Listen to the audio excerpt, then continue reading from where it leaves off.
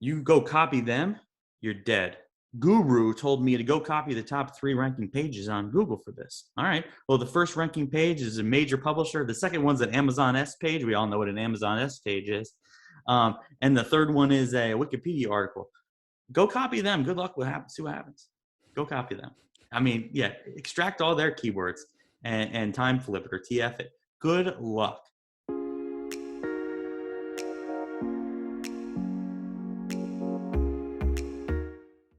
Before we jump into today's episode, I'd like to give a quick shout out to the sponsor for this episode, Ahrefs. Ahrefs provides you with an all-in-one SEO toolset that does everything from rank tracking to backlink analysis, keyword research, and technical audits. The best part, you can now use Ahrefs Webmaster Tools for free to identify and prioritize optimization opportunities for your website, see all the keywords that your web pages are ranking for, take a close look at the websites that link back to and refer you in their content, and analyze other websites to find out what drives their rankings. Visit ahrefs.com/AWT and sign up for free. And now, back to today's episode. Hello, everyone, and welcome to another episode of the SaaS SEO Show. I'm your host, George Hasiotis, and today I'm very happy to be joined by Jeff Coyle. Jeff is a data-driven search engine marketing executive with more than 18 years of experience in the search industry, managing products and website networks. As the co-founder and chief strategy officer for MarketMuse, he's focused on helping content marketers, search engine marketers, agencies, and e-commerce managers build topical authority, improve content quality, and turn semantic research into actionable insights. Jeff, welcome to the show. Hey, thank you for having me. I look forward to the discussion. Me too. So first of all, before we jump into the many questions that I have for you today, can you please give us a background about you? What has brought you to where you are today? Sure. Yeah, you mentioned 18. It's more like 23 now, scarily enough. But I've been, my background, I went to Georgia Tech for computer science. So I have a computer science degree focused on usability theory. I also did some work in designing ad servers and search engines at that time, way early days, intranet search, that type of stuff. I worked with a company called Knowledge Storm. I was one of their earliest employees. We were a company that was trying to get people to buy leads for B2B software and via content. So we're trying to convince large technology companies to have content and to try to get leads with content. And that was, a new thing. And so we were selling, millions of leads per month, syndicating white papers, trying to get eyeballs on ebooks and brochureware and product listings and everything related. We were purchased in 2007 by TechTarget, who is a major publisher in the B2B technology space. I led their in-house team, which was everything from paid, organic, some elements of product management, community management, social, and then, until my time there in 2015. I mentioned that it's important because that was really when I got exposure to what great writers were all about, great editorial minds, subject matter experts. And what I realized was that, a lot of those processes were very manual, very subjective, and they weren't driven from data. And then there was a problem with the way that search engine optimization, the way that content strategy was perceived in the market, or lead gen, was very much at loggerheads with most editorial perspectives. And so I spent a lot of time there trying to figure out, how do I make a lot of these processes less manual while also making them digestible, so appropriate for experts, appropriate for editorial experts. And that's really what gave me the desire to look for ways to provide search engine optimization, lead gen appropriate, RPM, monetization appropriate recommendations for writers and editors.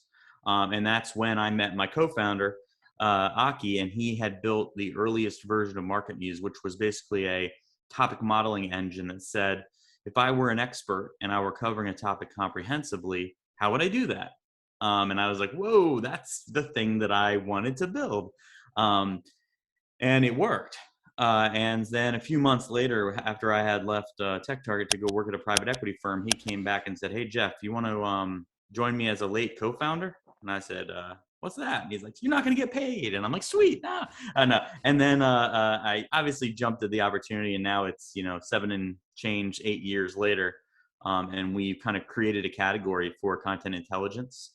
We were the first business that had automated the content brief and was selling that. We're staying ahead of the market with other fields like prioritization and creating predictive insights for content, so we can tell you what content you should be creating, how much content you need to be making, how likely is it that's going to be successful, and everything in between. And that's really my mission. My mission is so that editors and writers are perceived as the most valuable assets in org, but that they have to be focused on data in addition to their expertise. That's a great mission. And thank you very much for sharing all these interesting things with us. Yeah. So I'd like to ask you, and I guess that we can dive right into it. Let's say that there is a new SaaS company that comes to you and they need help because they need to build their content strategy from the ground up. They don't have anything, blank canvas. What would be the starting point, I guess? Where would you get started? Like, is it keyword research? Is it something else that you would recommend? This is what we need to do first. Yeah, that's a great question. So I always, if I'm looking at an existing company's profile, everybody always, when they're thinking about artificial intelligence, they want to jump to the end. They think they can just have content and it appears and it's magic and it will just work and do everything that they expect it to do.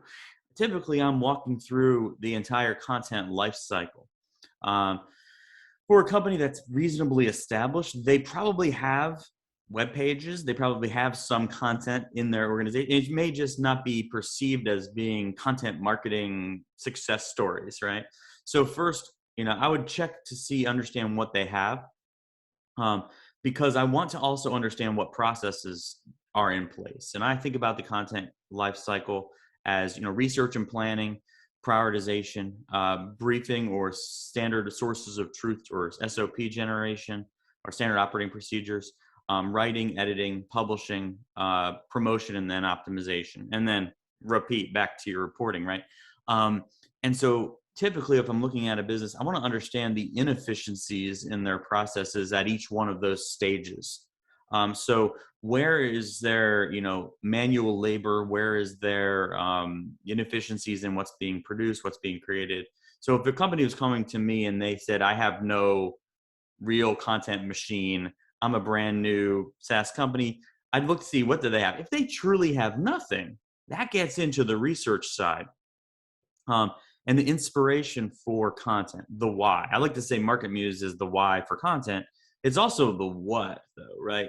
And that's any good content strategist gets into what, why, and how. It's an old consulting trick. You can look it up for branding. And what, why, and how is really the way to think about this for a brand new company. And the what comes from 3 main places. One is who you already are today. So that's everything you already have, your content inventory, what people think of you, those concepts. It comes into what you want to be, right? So you might have a dream list. You might have a word list that you want, your keyword list that you're tracking, the wish list of the CEO, however that may play out. And then third is going to be market. So that market could come from industry information or it could come from competitive information. So if you think about that as all yielding a topic universe, right? All those sources will all accumulate a large mass, and that is your universe. Now the problem becomes, how do you prioritize that? And how do you know how much work is needed to attack each one of those concepts? And then that's really when you can get started. If you truly have a zero site, and by the way, we work with teams that start with nothing. And have no site, or they have, a 3 or 4 page site. We also work with the largest publishers in the world to find ways to make stuff make sense. The easiest way to think about that is I have my universe, I want to prioritize. What the plan then can become What are your quickest wins? Where do you need foundational growth? Where do you have competitive risks? And then what do you just need to get out the door? And that's where I would get started with the SaaS company that doesn't have a plan right now. I like that. Mm-hmm. Let's pose the question a bit differently now. Let's say that a company that's well established in their category comes to you, and I would like to use Mailchimp as an example here. Let's say that Mailchimp comes before 2017, before they launch their landing page builder and set of features, and they come to you and they say, you know what, Jeff, we think about building a set of features around landing pages, and we want to have organic search as one of our best drivers of user acquisition for this set of new features. Can you please help us evaluate how easy or how difficult it will be for us to make things happen for this category, let's say, of keywords, or for this topic? How would you go for something like that? That's a really great example. Fun fact, the head of art, direction, and design for MailChimp was a good, close personal friend of mine. In 2000, he was there from, I think, the earliest days, and I think he might have left in around the time that you're asking. So I know this story real well, and I've talked to them. I talked to him and them about this, about where it could have went. But no, I mean, if you have a business that doesn't have a strong growth engine with content, you've got to look and see where that could be, where their power lies, right? So they may already perform in organic search with content that is not ideally positioned, because in this case, they have such outsized off-page power because of the speed at which they created interest in their product-led growth-related offering at this time, right? So from there, that's when you're getting into a content inventory or audit with a cross-reference of topics, of concepts, where to say, where do we have coverage that exhibits expertise? And where are we performing, but we're not necessarily matching, or we don't have a value match with people that land on this page or that recognize our brand for one reason or another. So how, that's a real esoteric way of saying somebody's looking for, what is a email marketing platform, right? And they land on our homepage. That doesn't answer that question. It's an intent mismatch. So shouldn't we have content that walks across the entire buyer journey for all of our target audiences? That's where they would have been able to get started much earlier than they actually did. They did come around, in this case, I know the site really well, and begin that effort, but it was late to the party. And then it caused there to be a much more competitive landscape dynamic, where they were then competing with the Marketos, the Pardots, the Salesforces, and the HubSpots of the world, who had already kind of planted, but they were able to come back and make that happen. It just didn't happen as early as it could have happened for them. But that's really where I would go. You're looking at trying to understand what kind of breadth of coverage, depth of coverage, the quality of their existing coverage from the lens of what it would mean to be an expert, their current momentum, and then all the off-page factors that truly could illustrate an exhibition of authority that is not represented on their site. So if you cross all those T's and dot all those I's, you can get to a sense of saying, hey, this is going to be an easy win for us. By the way, every SaaS company, if you're listening to this, you likely have one of these. Usually, the way you can find it, I'm going to give you an actionable walkthrough. Go to your homepage, go to Google Search Console, go to find the first thing on there that's getting lots of impressions and no clicks, or getting clicks and your homepage. You don't actually do that. You don't actually have that content on your homepage, because your homepage is just, trying to get people to sign in or buy something or sign up for a free demo, right? That's going to be usually a signal of a huge gap that you don't have thought leadership material on those core topics. So the homepage intent mismatch is the easiest to find. And now imagine you likely have that on every other one of your pages. That's the exercise I would walk through with a MailChimp 2017. Actually, that's what I would be walking through with it. MailChimp 2015, 2014, 2013. Then I'd be like, yo, your support forums are a mess too.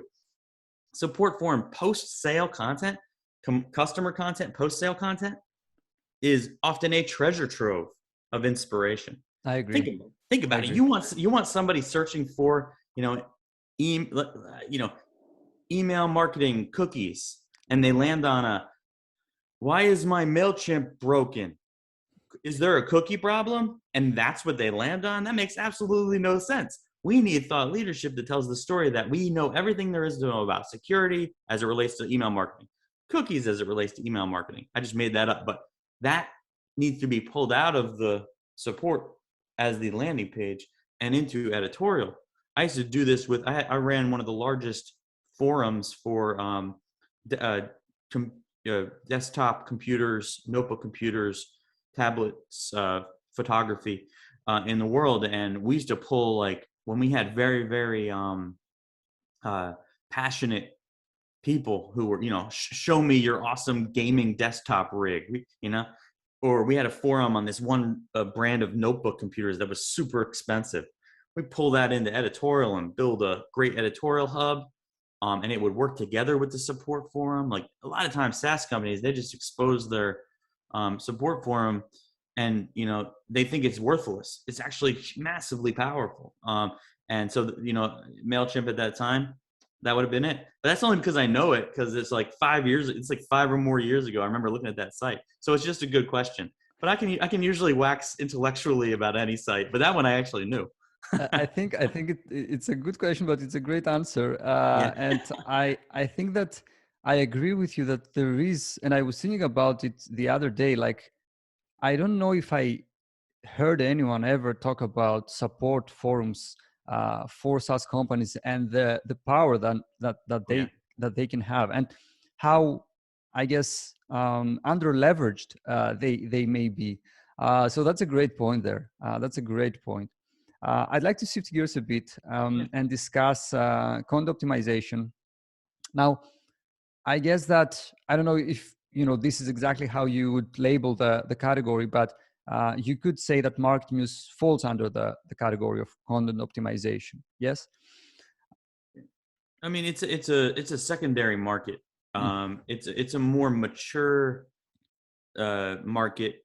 We entered the market in content optimization before it was market mature, and then it became a mature market, that function, and it usually lives within search engine optimization or content intelligence software, which we more float in the content intelligence or content strategy software, with optimization as our something where we were the market leader.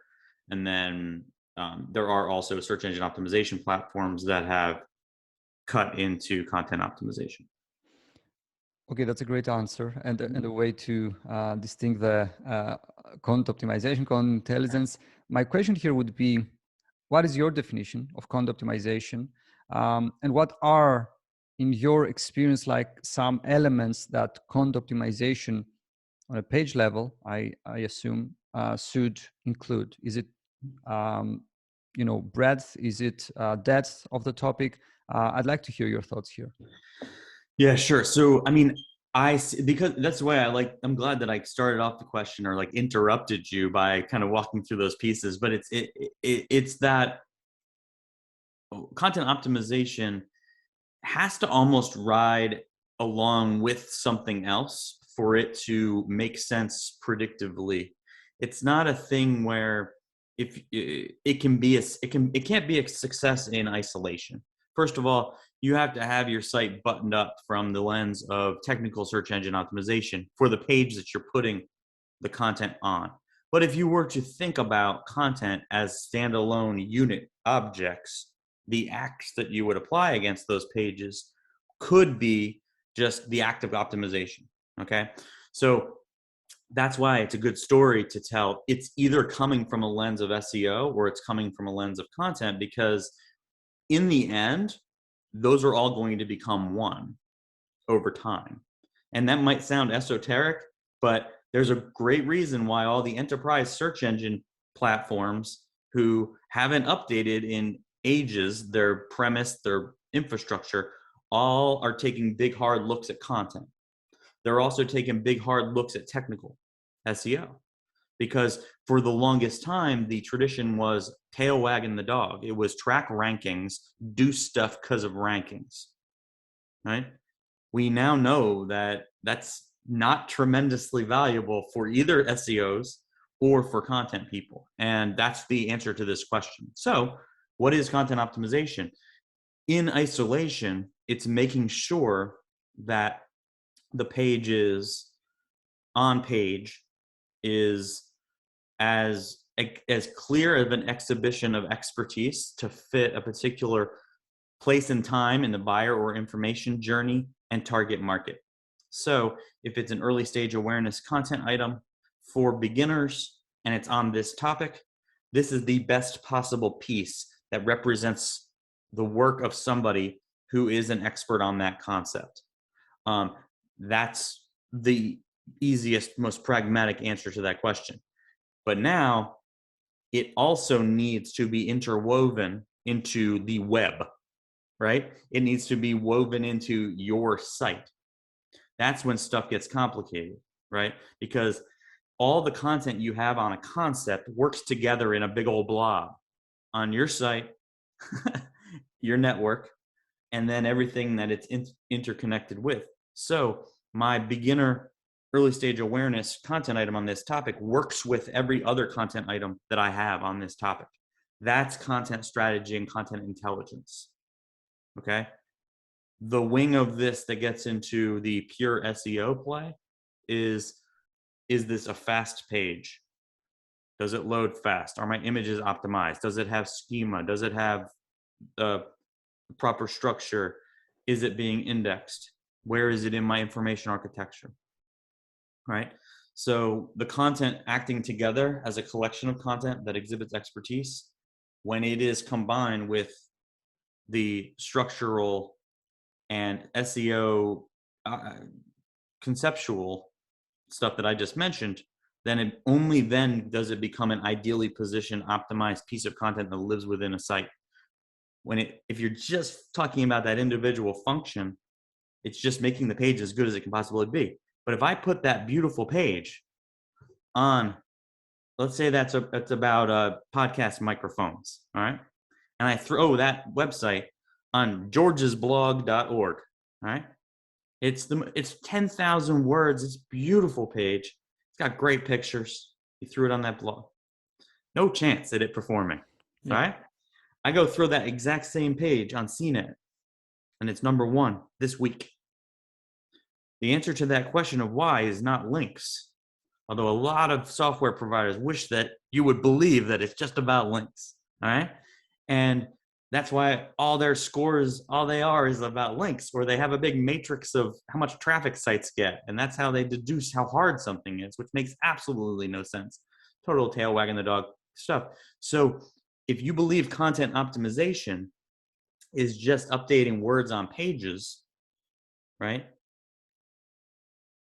Functionally, it's making the page as good as it can be. But it as part of a strategy for search and it as part of a strategy for a real business is a much bigger lens, which is why if you're building content optimization software, I have a there, by the way, I'm going to finish this thought. If you're building content optimization software, where do you go as an org?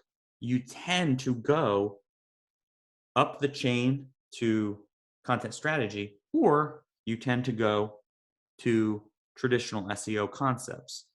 If you started there, you tend to go up the chain to content or over. If you're an enterprise SEO platform who's made their life on track and rankings, adding a little content module, right? Good luck. You got a lot of infrastructure work to do. You're not actually ever going to be able to bridge that gap over time. It's going to be a huge infrastructure shift and conceptual shift for you. Okay, I'll come up from there. But yeah, basically, that's content optimization in a nutshell. That's why so many people get it wrong. So I think that we are going deep here, and I would like to go a bit deeper and ask you, which is a question that bothers me for quite a while now, whether or not, because you have lived this since its inception, and I would like to hear your thoughts on whether or not there are any moral/ethical implications/obligations here for content optimization tools. And I don't want even to think about AI generated content and mention it in this same question, but up to a certain degree, as I see it, content optimization tools control the outcome of the content that exists out there on the web. And I'd like to hear your thoughts on whether all this content homogeneity, let's say, copycat content, you can call it however you like, we could argue that content optimization tools are responsible for that. And I'd like to hear your thoughts on whether or not there are any limits here, and whether there are any moral obligations and ethical implications on how content optimization tools function. There are, first of all, yes, there are dramatic ethical and moral obligations one has when writing content of any kind. There's also legal implications, which certainly can get into. If one is one's goal is to create content that is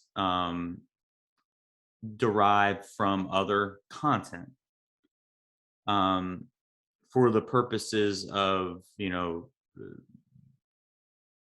so what I'll say is the optimization function, if done as a spin of existing content, as a stitch tactic, or as generation that does not get, where value does not get added, or it does not get checked and balanced, it has a significant ethical issue. But the cool part about it is it also has a low likelihood of being successful over time. And you may have, this happened, right? About 4 years ago, there was a couple, some people still follow them like they're warriors of the lost world. But where they were like, yo, it's awesome. Just go copy the top 2 ranking pages and put a little bit more in there and then it'll work, right? And sometimes it would, and then the sites would crash and burn. There's a reason why all those case studies, the sites in them, every 6 months they change. Go back if you want to go through web.archive.org, go back and check it out. And they've created this correlation SEO concept. This works for me.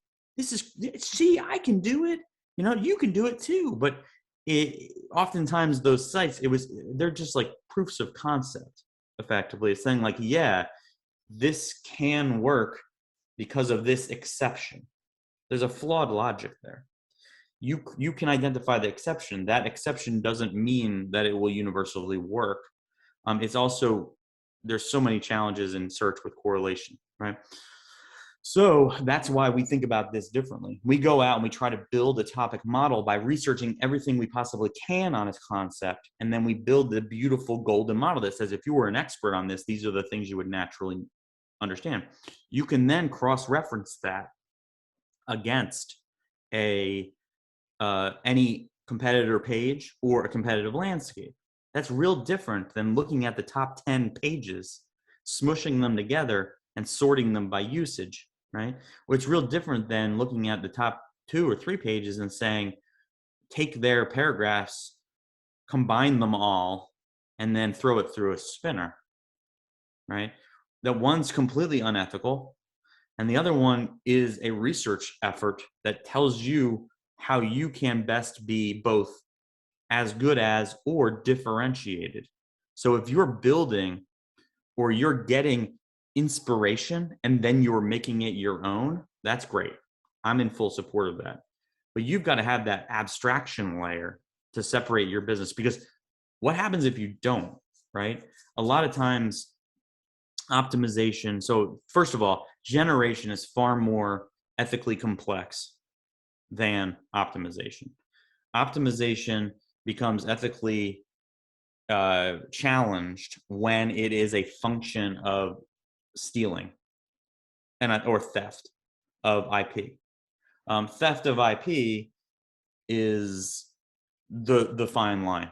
If your team is using that information to be inspired, and you're taking what value does this page have?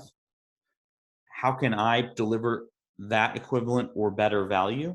That's great. That's what, sorry, that's the world. There's no immoral element of capitalism. My tires only drive me 40,000 miles. Well, if I'm a tire company, I might want to make them drive 42,000 miles, right? I might also want to make them more durable. I might want to also make them more beautiful, or new rims on them that are hot, right? That's always, you're always going to be able to look at a cohort and want to do better, right? If you are copying that cohort, that's when you're going into trouble. On the ethics of generation, this is much more challenged. But when you put your business's name on that article and you publish it, you own it. If problems occur, it's as if you are that legal balance, right? So treating generation or generated drafts just like you would treat an outsourcer who, would you really take somebody you've never worked with, an outsourced writer, and throw it on the homepage of your billion-dollar company? That's what people are doing right now. It's bananas. Or they're buying stuff off of writing networks. Guess what? The writers on these writing networks, they're using generators and spinners too. You can't just get a content item for $40. It doesn't work that way, especially with today's rates.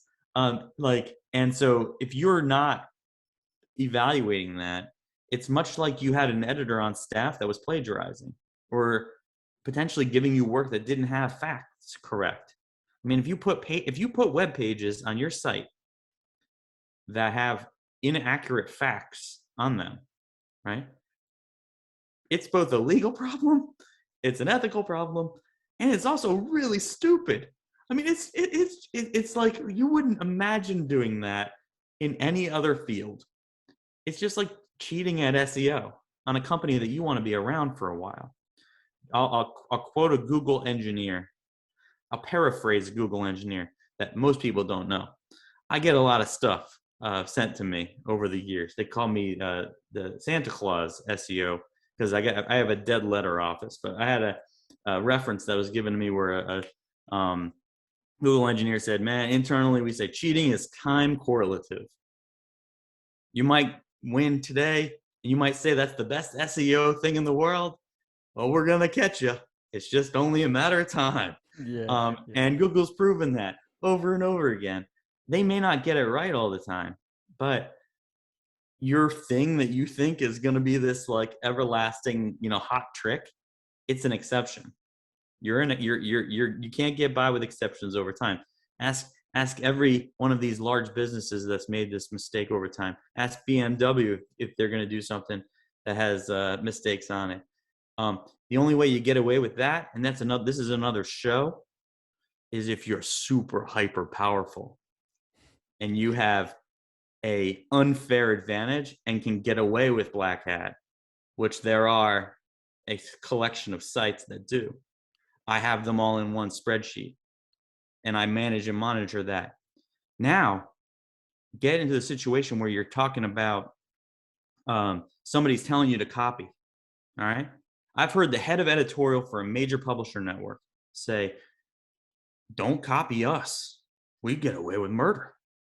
All right. You go copy them, you're dead. I see it happen all the time. FBA sites, publishers, they go, "Oh yeah, this guru told me to go copy the top 3 ranking pages on Google for this." All right. Well, the first ranking page is a major publisher. The second one's an Amazon S page. We all know what an Amazon S page is. And the third one is a Wikipedia article. Go copy them. Good luck. See what happens. Go copy them. I mean, yeah, extract all their keywords and time flip it or TF it. Good luck. Watch what happens to your site. It'll go like this, for a little bit, and then it will crash and burn. And then you'll be crying on someone's shoulder, typically someone like you, George, or someone like me. How do I fix this thing? They told me it was going to work. He said that this was scientifically proven to work. And it's just not reality. It's not how it works. I mean, and it's not just because cheating is time correlative. And this is a long way to go from ethics, but also don't cheat. Yeah. Simple as that. You can cheat. By the way, if you like cheating, cheat. But don't cheat on a big brand that you expect to be there for a while. Cheat if you're doing, robotvacuums.-rus.co to get FBA revenue. And if that site gets killed, you're going to go build 7 other sites about robot vacuums. And you can cheat there, right? Because I don't advise it. It's not a real great way to live. You can't look in yourself in the mirror. You can't, set your watch to that. You can't pay your bills if that's something like that. But don't do it if you're working for a big brand. You cheat and you're working for a brand you want to have longevity. I mean, you're just, digging a hole. And one day you're going to have to crawl in. Yeah, it makes sense. And I think that maybe we probably will have to bring you on for a second episode. We are running out of time, but I would like to have one last question, Sure. which I know is important for many of the people who are listening to this. And I guess that you have worked over the years with many companies that have, I can only assume, big teams in-house when it comes to content marketing, SEO. And I would like to hear from you, when companies try to scale things up, where do you usually see things break when it comes to scaling things up, when it comes to, content production? And I mean, their eyes are bigger than their what they can actually digest. You want to get, eyes are bigger than the stomach is the phrase. But they want to get a whole lot of content out the door. And then if they haven't scaled, there's inconsistencies in their output. Their feedback loop cycles aren't tuned, and that actually slows them down. They don't have a source of truth with their content, like in the form of a brief, or they're not happy with the efficiency of that brief process. And then a lot of times they are unpredictable with the how much content they actually need to make an impact. So when they have the strategy, they know what has to get done.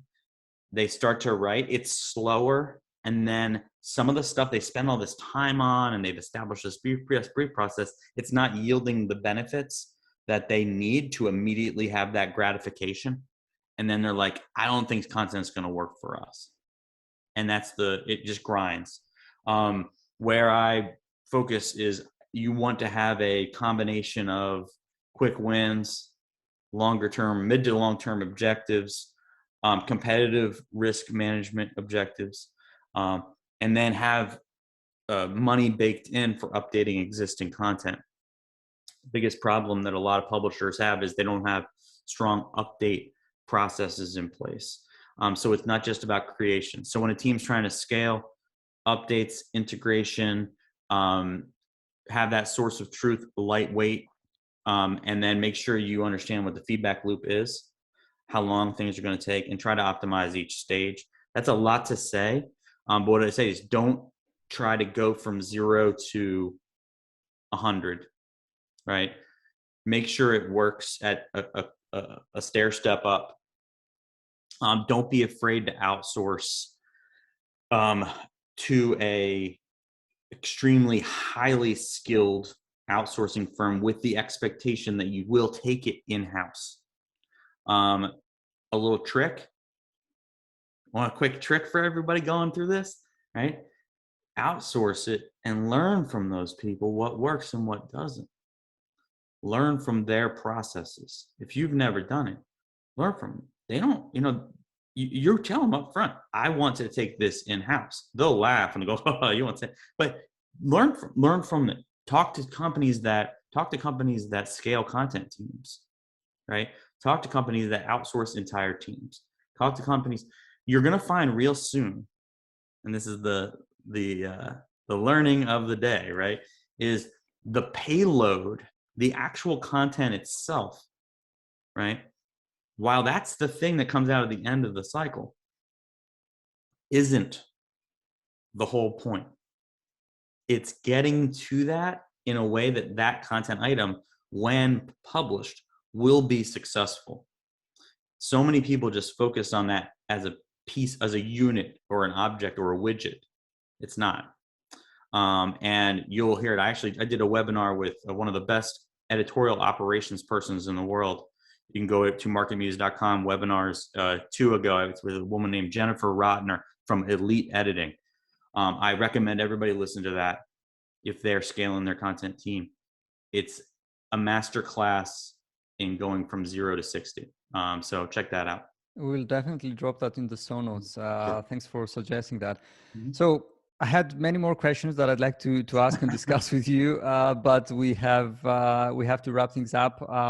So my last question and the call to action for our listeners: where can people find out more about you and MarketMuse and get in touch if they want to? Jeff at MarketMuse.com, Jeffrey_Coyle on Twitter. I typically answer everything. Shoot me a note. LinkedIn, MarketMuse.com. Ping me if you set up a free demo. I'll see if we can get one that's personalized for your site hooked up. If you're unclear about what your return on investment is with content, if your content efficiency rates, like you're writing 100 articles a month and only like 5 of them getting any traffic, you're doing a content inventory once a year, you don't know why your competitor keeps beating you up. Any one of these things, give us a call and we'll figure out a way, whether it's with us or you might need something else. The cool thing about working at MarketMuse is we're all really, really passionate about you getting to a path to success. Whether it's, you have a lot of work to do to even think about content right now. This is perfect for you. You've got some easy wins. I always like to give people a few quick wins every time I talk to them because it's totally selfish. They can go do it and then they're like, sweet, that worked. But no, that's really a way to think about it. But yeah, give me a ring, shoot me an email, Jeff@MarketMuse.com, or go sign up for a demo and you'll be glad you did. That's great. Really enjoyed this one. Jeff, thank you very much for being on the show. Thank you so much, George. This has been a pleasure, and I look forward to our next discussion. Thank you for staying with us till the end. Before you go, I'd like to give a quick shout out to the sponsor for this episode, Ahrefs. Ahrefs provides you with an all-in-one SEO toolset that does everything from rank tracking to backlink analysis, keyword research, and technical audits.